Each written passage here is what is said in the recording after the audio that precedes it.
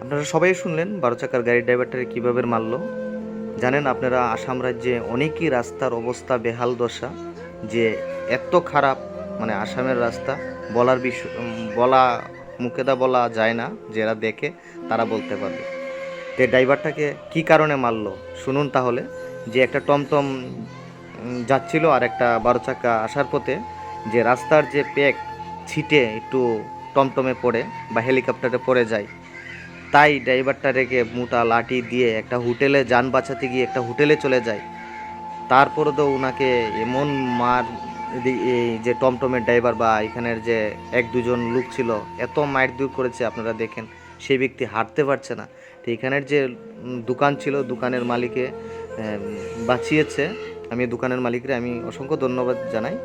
তাহলে চিন্তা করেন বড় গাড়ির ড্রাইভারের ইজ্জত সম্মান কোথায় রইল। আর খুবই দুঃখ লাগে এইসব, এত বছর ড্রাইভারি করার পরেও বা শিখে এত সতর্কভাবে চলার পরেও ড্রাইভারদেরকে মার খেতে হয়।